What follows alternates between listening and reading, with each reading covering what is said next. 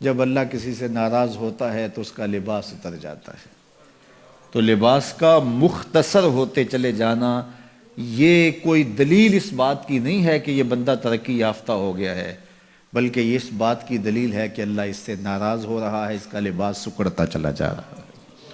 تو لباس کا مکمل ہونا، تینوں مقاصد لباس کے نصیب ہوں۔ سب سے پہلا مقصد لباس کا پردہ ہے، دوسرا مقصد لباس کا گرمی اور سردی کے اثرات سے بچنا ہے، تیسرا مقصد لباس کا زینت ہے۔ یہ تین مقصد ہیں لباس کے۔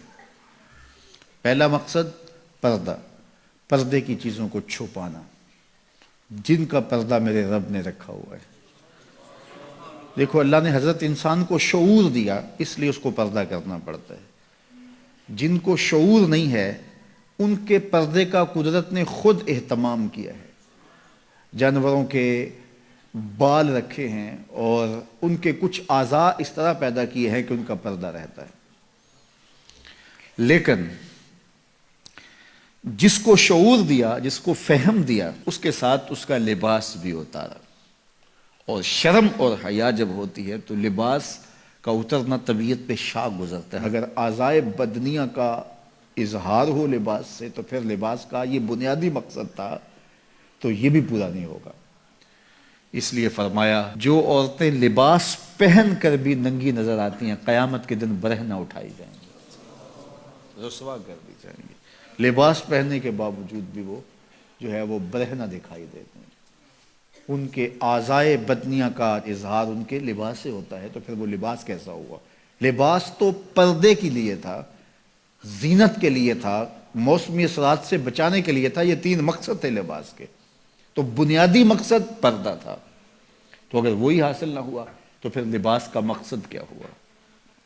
تو یہ بات ذہن میں رکھیے گا کہ جب کسی بھی معاشرت میں ان کا لباس سمٹتا ہے تو پھر معاشرے کے اندر جو ہے وہ بے حیائی پھیلتی۔ آج کل یہ شارٹس پہننے کی عادت ہو گئی ہے اور اس میں یہ گھٹنے بھی ننگے ہوتے ہیں، جبکہ گھٹنا شامل ہے آپ کے پردے میں، آپ کے سطر میں۔ مرد کا سطر گھٹنے سے لے کے ناف تک ہے۔ اگر کسی مجبوری سے یا کسی وجہ سے وہ کوئی ایسا لباس پہنتا بھی ہے تو وہ اپنے گھٹنوں کو ننگا نہیں رکھے گا اور ننگا نہیں ہونے دے گا، تو یہ اس کے پردے میں شامل ہیں۔ تو قوموں کا بے لباس ہونا یہ قوموں کی تہذیب کا پتہ دیتا ہے۔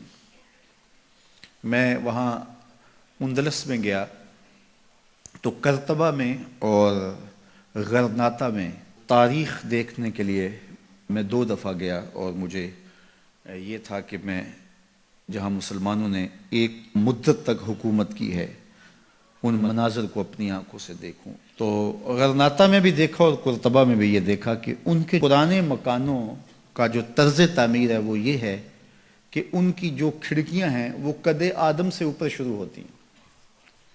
یعنی ہمارے ہاں تو وہ آج کل یہ نیا جو طرز تعمیر آیا ہے کچھ عرصے سے کہ 4 فٹ کی گلی ہم اطراف میں چھوڑتے ہیں اور دیوار اوپر کر کے تو کھڑکیاں نیچے تک لے جاتے ہیں، تو تاکہ ہوا کی گزرگاہ آسان ہو۔ اور جب یہ گلی چھوڑنے کا رواج نہیں تھا تو جو گھر کے کمرے کی کھڑکی ہوتی تھی یا صحن کی کھڑکی ہوتی تھی وہ ڈائریکٹ گلی میں کھلتی تھی۔ تو اس وقت طرز تعمیر جو مسلمانوں کا تھا اور جو دوسرے لوگوں کا طرز تعمیر تھا اس میں فرق تھا۔